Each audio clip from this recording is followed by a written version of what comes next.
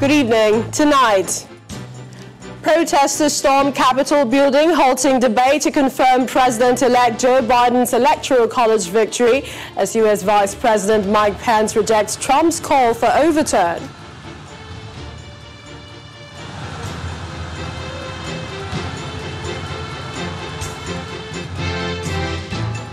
I have no plans to negotiate with bandits. Niger State Governor Abubakar Bello talks tough as he seeks help from the federal government over rising security situation in his state. More ripples over Edo governorship seat as PDP closes its defense in certificate forgery suit against Governor Obaseki, while another court nullifies candidacy of Ezeyamu's running mate. And tonight we continue our sectoral review of the year 2020 with a focus on Nigeria's foreign affairs, plus business, sports and later international news from our London studios. On business news tonight, Nigeria Customs generates 1.5 trillion naira in 2020, beats targets despite economic impact of COVID-19. The United States, which is supposed to be one of the world's most developed democracies, with the event in the last couple of hours seeing protesters swim through the Capitol building, forcing a lockdown, halting debate in the House and the Senate. Chants of "We want Trump" echo through the hallways as press and lawmakers were taken to undisclosed locations. Well, President Trump has since tweeted asking for everyone at the U.S. Capitol to remain peaceful, saying no violence, asking people to remember that they are the party of law and order, respect for law and the great men and women in blue. Well, the vice president, who was taken away from the situation, also asked Trump supporters to leave the Capitol and stop the violence. We also understand that there is a curfew in Washington to begin at 6 p.m. Wednesday. But let's go over to our Washington, D.C. correspondent, Maria Bird, who joins us now. Maria, tell us the situation, the atmosphere at Washington Hill Complex right now. Well, thank you for having me. The atmosphere is one of disbelief and shock. I think Washington was not prepared for what we are seeing today. As you stated before, this is, we're now in a curfew mode. We are seeing people rushing the Capitol building, which has never been seen before. We are seeing individuals breaking through windows. We are seeing armed individuals standing off at the House floor in the midst of debates. They are not following any guidelines. As you mentioned before, President Trump has asked for peace, but again, this is not a peaceful protest. So it needs to be called for them to be removing themselves from the area. Because we have seen that individuals have been wounded. The law and order and the peaceful protesting is not what's happening at this time. Law enforcement is not prepared and able to accurately pull those individuals away from Congress right now. And so you have I've spoken to individuals inside of the building, and they are stating that people are very concerned. They are nervous for their lives. And obviously they did not believe that this could occur. So they are literally in lockdown in many of the congressional offices within the Capitol. People are asking what will happen to the joint session. Will it continue? What are they saying? What are you hearing? Well, this will have to continue. I think right now they're looking for safety for those individuals, because I think it's not clear as to what will happen. We've also known now that the Republican National Convention office had a bomb that was there that has been detonated at this time. You can see gas-like fumes coming from the Capitol area, and obviously everything is moment by moment. And because you have very little or limited police force there, it is very hard to really see exactly every move that is happening.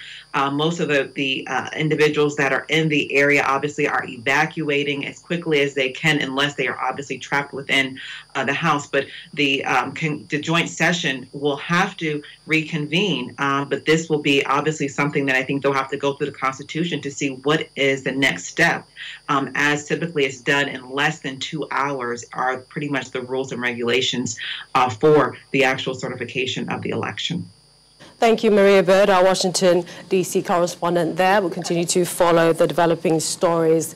But still talking about what happened, looking at our 2020 review.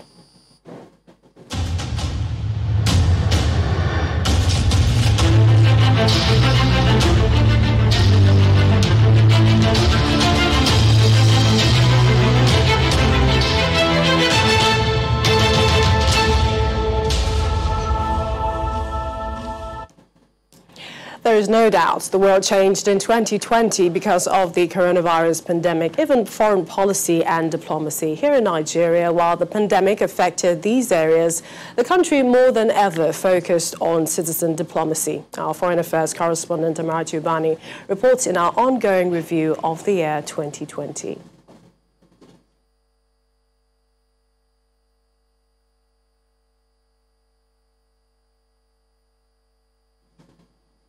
Just before we bring that story, we understand that U.S. Presidential-elect Joe Biden is speaking, trying to address scenes of the Capitol Hill at the moment. Just take a listen. What we're seeing are a small number of extremists dedicated to lawlessness. This is not dissent. It's disorder. It's chaos. It borders on sedition. And it must end. Now, I call on this mob to pull back and allow the work of democracy to go forward. You've heard me say before in different contexts, the words of a president matter, no matter how good or bad that president is. At their best, the words of a president can inspire. At their worst, they can incite.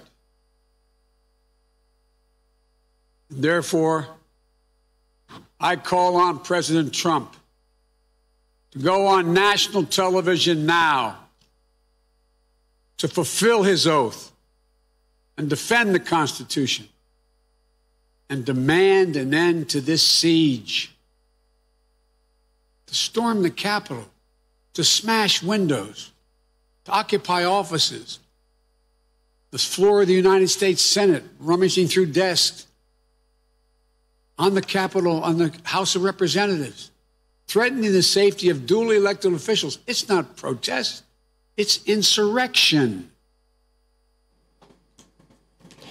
U.S. President-elect Joe Biden there describing scenes in Capitol Hill as disorder, chaos, asking President Trump to for an end to the siege. Well, it's interesting we're discussing foreign affairs in our sectoral review today. Let's bring you this report.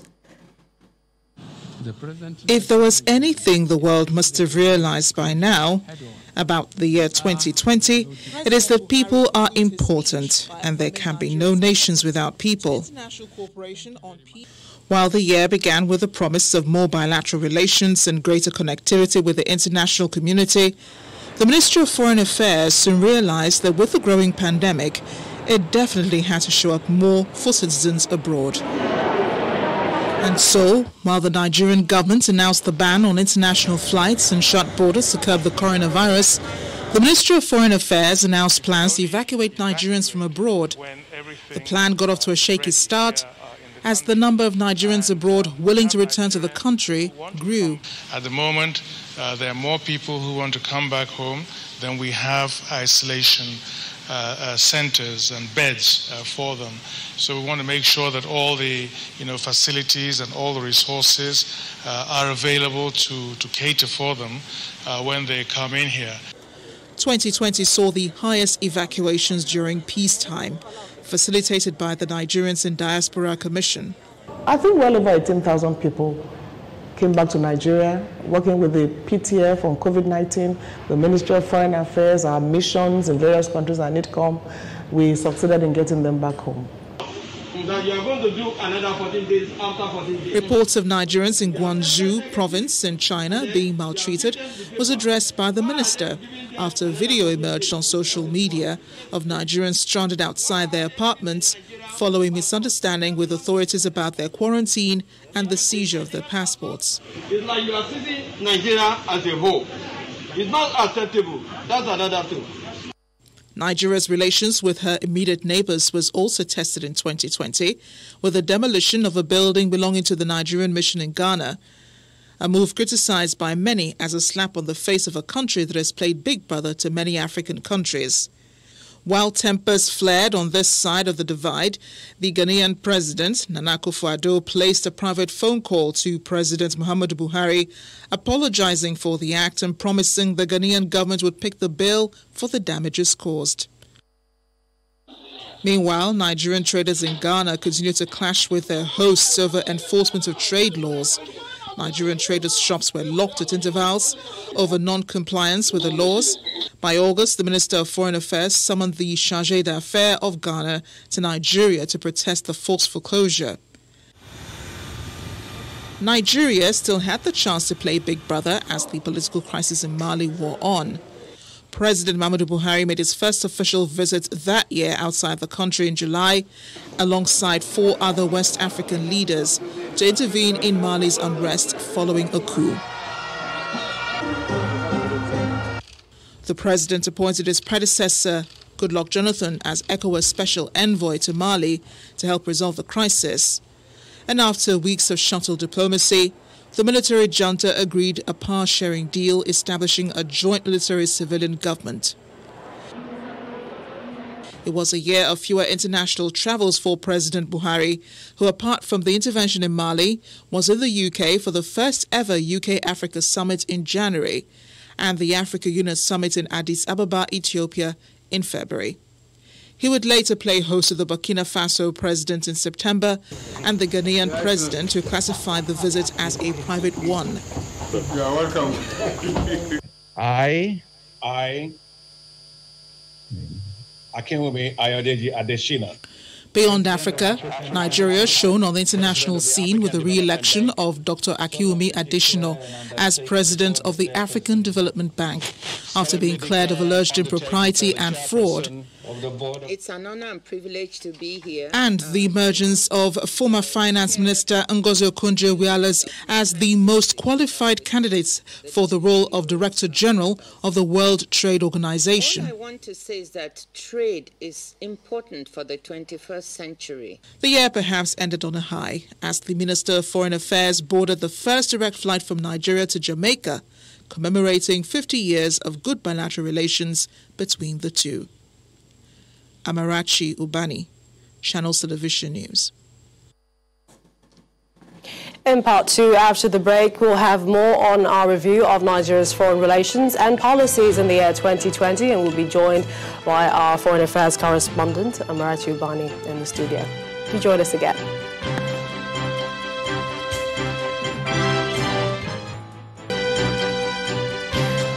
Welcome back. If you just joined us, you're watching the news at 10 live on Channels Television Lagos. A reminder about top stories.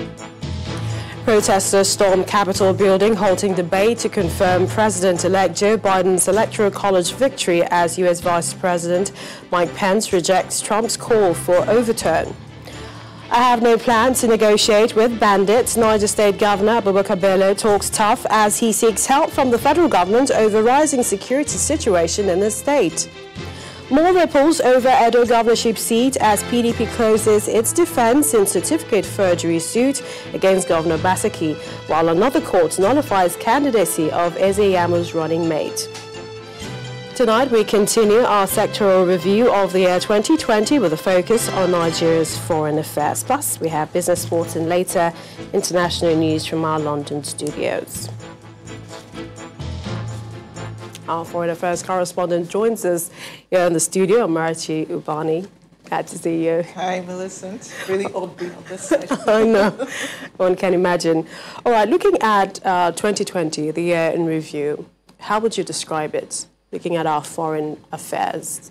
Well, you know, in the report I said it was the year we focused more on citizen diplomacy, and that's because, you know, of the pandemic, you know, the COVID-19 pandemic. And would I say, maybe thanks to the pandemic, the Ministry of Foreign Affairs has paid more attention, you know, to the condition, the complaints of Nigerians outside of the country. We've seen, you know, the Nigerians in Diaspora Commission, you know, be at the forefront of most of these issues. You have people calling on them for every single thing: arrests, death row cases. You see them calling them for everything. Even the trader crisis in Ghana with Nigerian traders and so on. You find that, you know, the NIDCOM is like the first port of call. But for the first time, you actually saw the Minister of Foreign Affairs at the forefront, you know, much of the year, thankfully. You know, with the evacuation of Nigerians, they already had plans, you know, in place.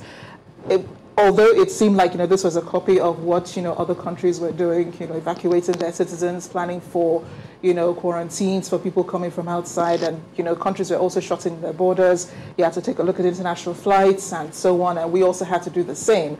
So the ministry had to also look at that. Quite commendable, though, in a way, because, they did prepare, for those quarantines. They prepared for, people coming in and, taking the COVID-19 tests, to be sure that they're fine and all of that. So we did see them at the forefront. And let's not forget that this was the year, unfortunately, the minister also fell, to COVID-19. Thankfully, he made it through, as well as other, senior members of government. Would you say that things changed due to the pandemic, and this is in terms of perhaps Nigerians living abroad, and then perhaps Nigeria's relationship also with the international community?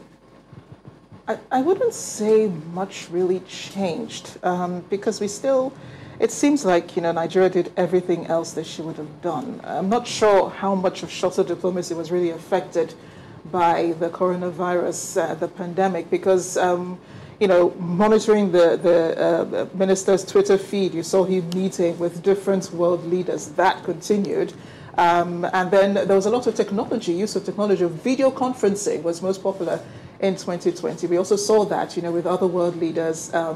The global campaign for donations for COVID-19, the one that raised over $7 billion, that held virtually because not everybody could attend. We saw the French President Emmanuel Macron, holding discussions, and with the British Prime Minister Boris Johnson, the German Chancellor. Business as usual. It made it look like you really do not have to travel far, really, to say what you really want to say and to do what you really want to do as a country. All right, thank you, Amarachi. And we're still talking more about Nigeria's foreign affairs in the year 2020. And now being joined on the news at 10 by former Nigerian ambassador to France and Monaco and former Undersecretary, Ministry of Foreign Affairs, Ambassador Akin Fayomi. Ambassador, thank you for joining us on the news at 10 tonight. Thank you very much for having me. Perhaps just before we go into this review of Nigeria and how it fared in 2020, our foreign affairs, I'd like to get your thoughts on some of the scenes we saw this evening, the U.S. Capitol Hill. What's happening, just right in the middle of the joint session of the House and Senate in Washington? Well, it's unfortunate that the bastion of democracy, the United States, having these crises. It's a bit unfortunate that we have to have situations like this. It has been difficult for President-elect Joe Biden. We all know that Donald Trump has vowed not to leave office, and he has been tweeting all sorts of fake, fraudulent news. It's a shame, really, on democracy, and then coming from the United States of America, which holds itself high and measures everybody by its own standard. I'm just waiting for the U.S. to come to Africa and tell us how to do democracy. Looking at all this that have happened, it's unbelievable.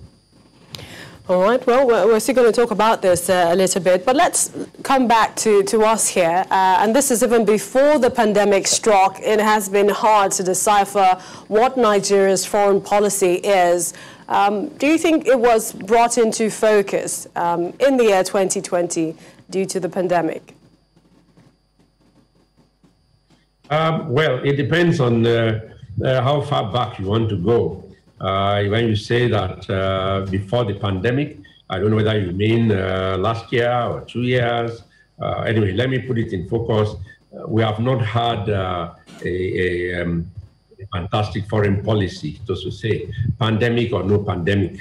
We've not been proactive. We've been more or less just going about it, being the good neighbor, the good guy, watching everything go by and then pitching it from time to time.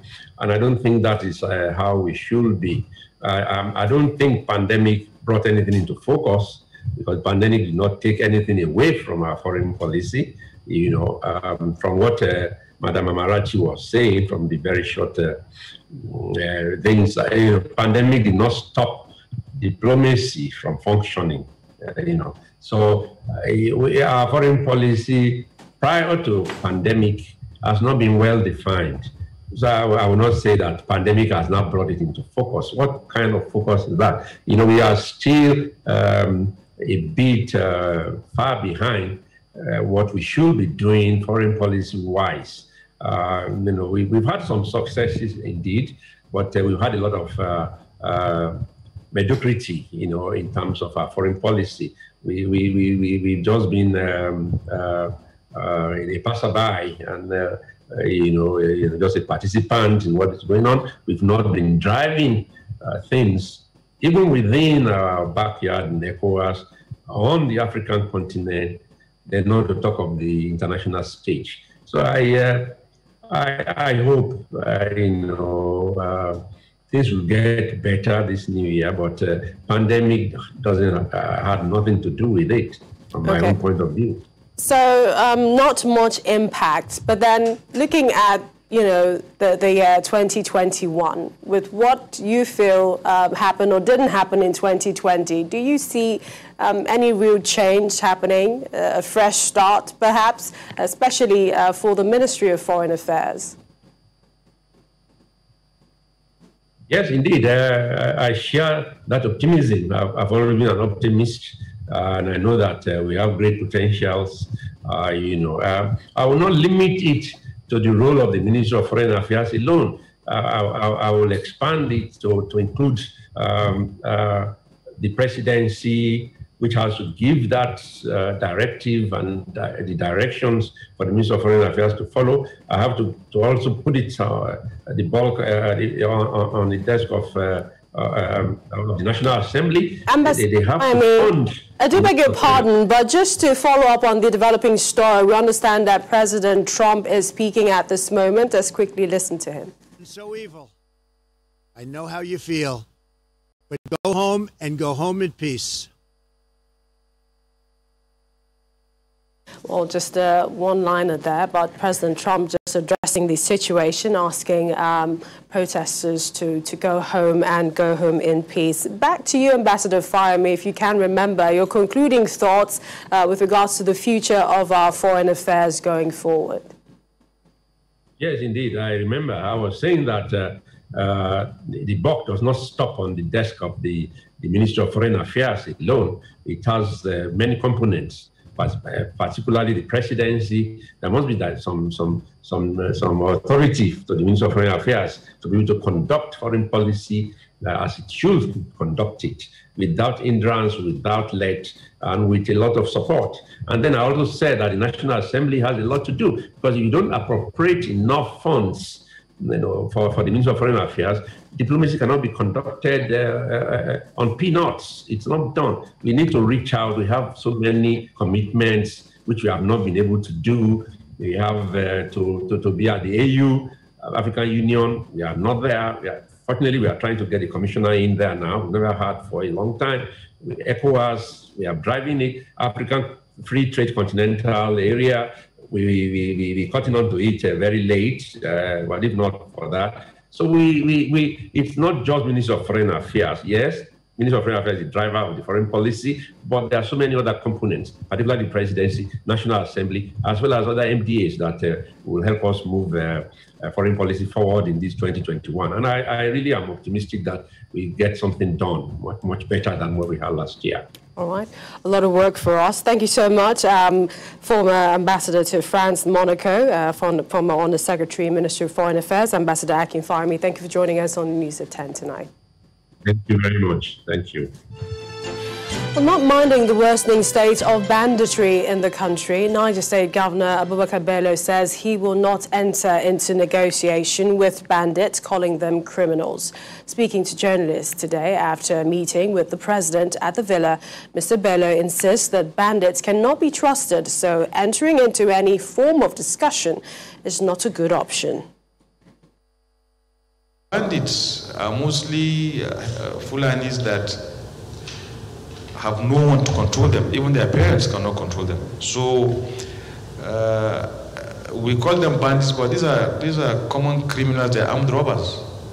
I don't see how someone that is used to robbing at gunpoint or killing, I don't see how that person would say, okay, let's go to a negotiating table, I will drop my arms and I will just move on with my life without asking for some kind of support as an alternative to their activity. So I tried it once, reluctantly, it never worked.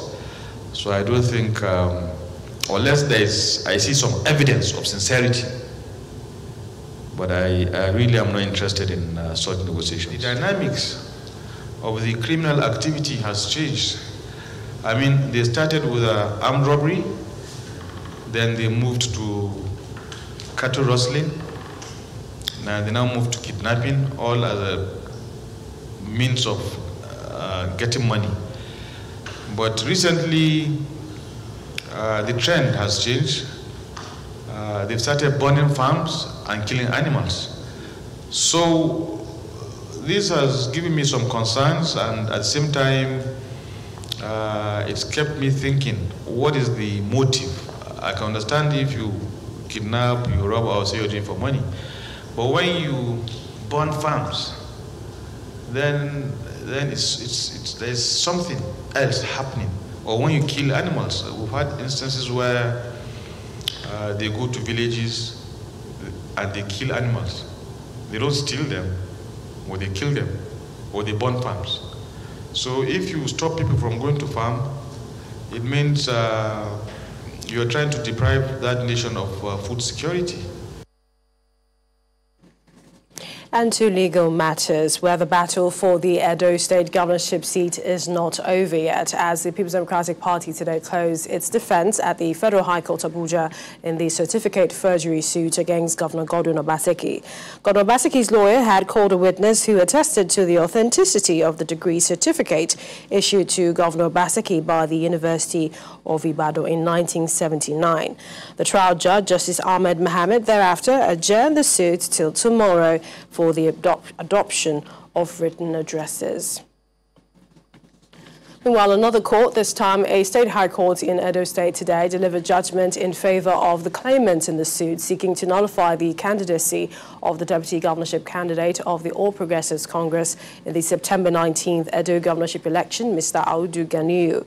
In the case instituted against Audu Ganiyu and two others by the claimant, Kadri Ushoekeme, a People's Democratic Party member, asked the court to disqualify the candidates from participating in the election on account of having allegedly given false information in Form EC9 to the Electoral Commission to aid his qualification. Over to River State, where the governor, Nyesom Wike, is moving on with his urban renewal program with the commissioning of the Eleme Afam Road in Eleme local government area of the state. The special guest at the commissioning, former Senate Majority Leader Aline Dume, rates Governor Wike's performance high, commending his efforts in developing the infrastructure in the state.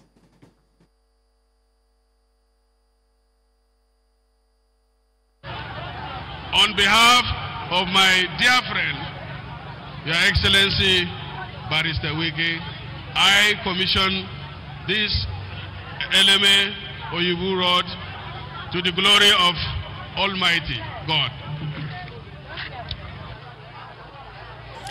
The commissioning of the 11.5-kilometer Eleme Afam Road is the third in the series of road infrastructure outlined for inauguration by the Governor Nyesom Wike in the first week of 2021. A crowd of supporters gather for the commissioning, which also provides an opportunity for Governor Wike and Senator Aline Dume, who is the special guest, to address issues of governance in the country. If you cannot see his project, you are perpetually blind.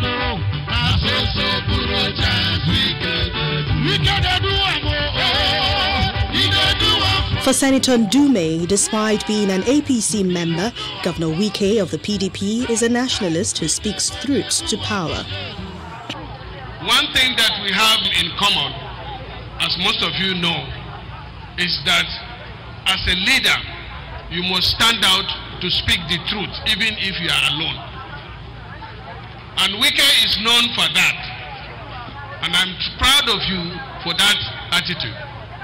Pride of Rivers State. Governor Nyesom Wike again renews his commitment to continue to deliver on his promise to the people. An action, he explains, is the trademark of the People's Democratic Party. The day I came for campaign, I promised that this road will be done. And today, by the grace of God, we are commissioning this road. Anyway, people, I want to sincerely thank you for the support you've given to me and the People's Democratic Party. Do not relent. Continue, because the hope of this country is rather than PDP. The reconstructed Eleme-Afam Road will no doubt improve the economy of the people as it connects the Port Harcourt Refining Company in Eleme to Afam, where the National Power Plant and the River State Government's multi-million-dollar cassava processing plants are located in Oyibo. Let's head over to our Abuja studios now. Here's Linda Kigbe with more stories. Hello, Linda. Hello, Millicent. Now let's go straight to legal stories. After being out of the public eye for a while, the Chief Justice of Nigeria, Justice Tanko Muhammad, today appeared in public to swear in the acting Chief Judge of the Federal Capital Territory High Court, Justice Salisu Garba. The Chief Justice advises the new Chief Judge that he has a lot of responsibilities awaiting him and that he should be prepared to meet the challenges that comes with his new position. Justice Tanko adds that these are trying times and the Chief Judge must give his best to move the country's democracy forward. He reminds him that honesty and integrity comes with leadership and the judiciary expects nothing less. You should remember that the time we are in now are times that are quite perilous. So we must gird our loins to give our best in every task given to us with a view to moving our nation forward. We must not rest on our oars if we are truly desirous of attaining new heights and conquering seemingly difficult situations. As the head of the FCT judiciary, we expect nothing short of the best from you. And we trust that you will be able to deliver. I have no doubt about it. The box stops at your desk, and you must always be honest enough, be dispassionate in handling all issues before you. Justice appears to be in sight in the case of the alleged sexual molestation and forced starvation involving an 11-year-old student, Don Davis Inyobong, of a Deeper Life High School in Uyo, Akwa Ibom State, as the police are to arraign some officials of the school over the matter tomorrow. The arraignment follows investigation of the petition by the mother of the student, Mrs. Deborah Okezie, against the school principal, Ndidi Solomon, and 3 others, in which she alleges that her son, a GSS-1 student of the school, was sexually molested, inhumanly treated and starved. Some of the officials of the school were said to have been detained after meeting with the police authorities at the police headquarters in Akwa Ibom State.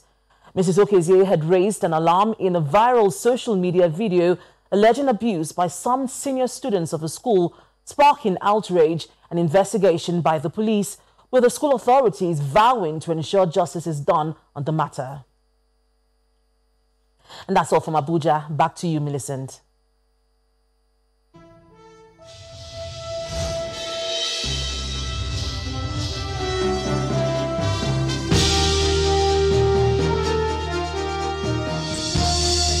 Hello and welcome to Business News. The Nigeria Customs Service says that it's generated a higher sum of 1.56 trillion naira in 2020 as against 1.38 trillion naira target set for the year, and that's despite the negative economic impact of the COVID-19 pandemic. In a statement released today, the Comptroller General of Customs, Colonel Hamid Ibrahim Ali, says before the closure of the country's borders on August the 20th, 2019, revenue generation was between 4 to 5 billion naira, but now the NCS generates between 5 to 9 billion naira daily. He also says the diplomatic engagements that took place during the partial land border closure yielded more positive results, including commitments to comply with the ECOWAS protocol on transit. Holders of the National Identification Number NIN are now required to pay 15,000 naira to correct their dates of birth on the database of the National Identity Management Commission. The NIMC Regional Coordinator Fumi Okwesanwo, who made this known today in Lagos, says that NIN holders are also required to pay a processing fee of 5,000 naira for card renewal or card replacement, as well as an address modification fee of 500 naira. The NIMC official also says the fees are payable to the Treasury single account of the federal government. The Nigerian Communications Commission had directed telecom operators to block subscribers who fail to link their mobile numbers to their NIN. Let's head to the Nigerian stock market, where investors' sentiment has turned positive at the close of trade today. At the session of the stock market, the main index has risen by 0.17%, while 36.08 billion naira is regained from the previous drop in overall revenue. Let's hear more from Chimeze Obiwago.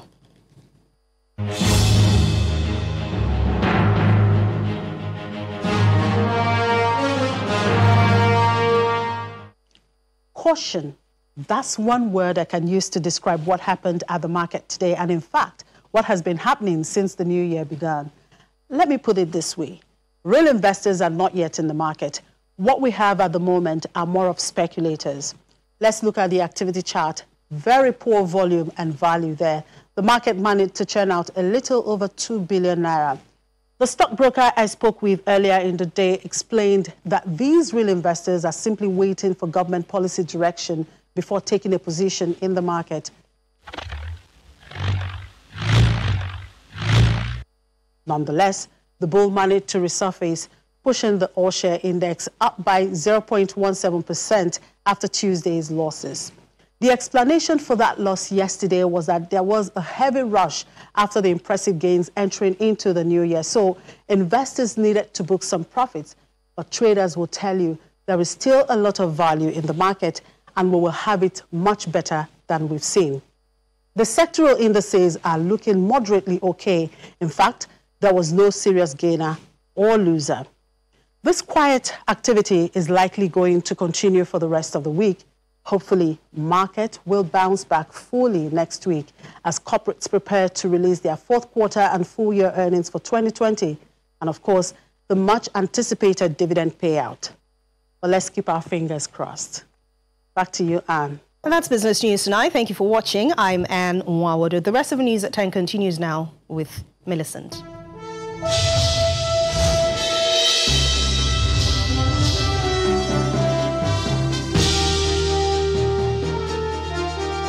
Thank you, Anne. And to the international scene, U.S. President Donald Trump has called supporters at Capitol Hill to go home.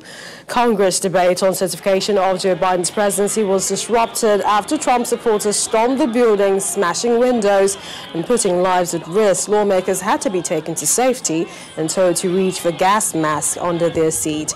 In his address this evening, the president again reiterated the November presidential election was a fraud. I know you're hurt. We had an election that was stolen from us. It was a landslide election, and everyone knows it, especially the other side. But you have to go home now. We have to have peace. We have to have law and order. We have to respect our great people in law and order. We don't want anybody hurt. It's a very tough period of time. There's never been a time like this where such a thing happened, where they could take it away from all of us, from me, from you, from our country. This was a fraudulent election, but we can't play into the hands of these people. We have to have peace. So go home. We love you. You're very special. You've seen what happens. You see the way others are treated that are so bad and so evil. I know how you feel. But go home and go home in peace. On the other hand, an insurrection. That's how U.S. President-elect Joe Biden has described what is happening in Capitol Hill. And this is after Trump supporters stormed the complex. He was addressing the nation from Wilmington, Delaware, as he called the mob to pull back and allow the work of democracy to move forward. And therefore, I call on President Trump to go on national television now to fulfill his oath and defend the Constitution and demand an end to this siege, to storm the Capitol, to smash windows, to occupy offices, the floor of the United States Senate, rummaging through desks, on the Capitol, on the House of Representatives, threatening the safety of duly elected officials. It's not protest, it's insurrection. The world's watching. Like so many other Americans, I am genuinely shocked and saddened that our nation, so long the beacon of light and hope for democracy, has come to such a dark moment.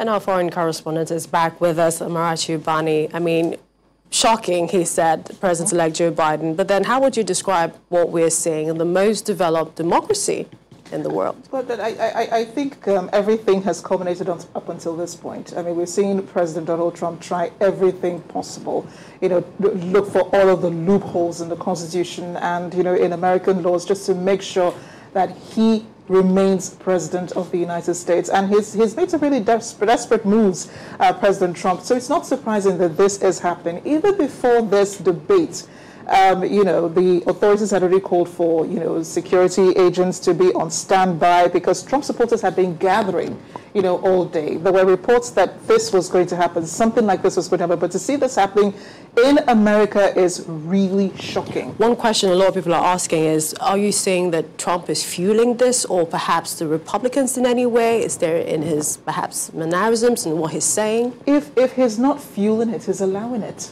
That's the problem. The President of the United States is allowing what is going on right now. And that's really sad because at every point in time, even throughout the elections, before the elections, after the elections, we've seen the President do nothing about calling back, reining back his supporters who, have turned violent, as we have seen. We'll continue to monitor the story. Thanks, Amarachi, again. You're welcome. We have some sports stories now. Here's Olumide Macaulay.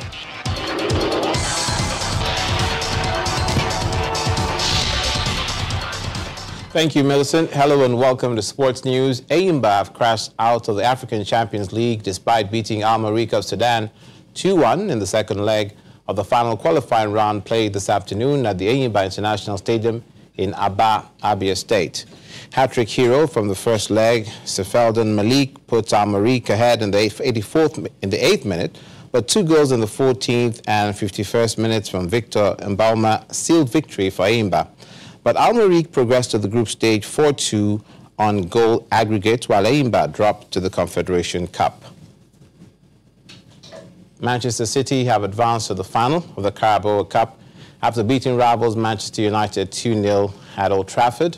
They dominated the game from start to finish, and goals from England defender John Stones and Brazil midfielder Fernandinho gave Pep Guardiola's side victory in the game.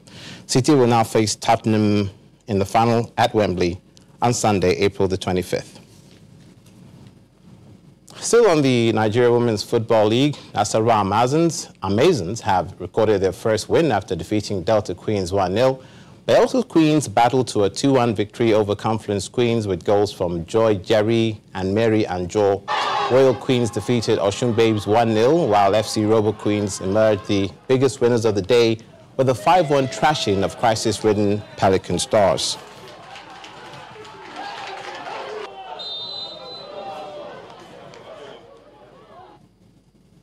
That's it on Sports News. Millicent, back to you.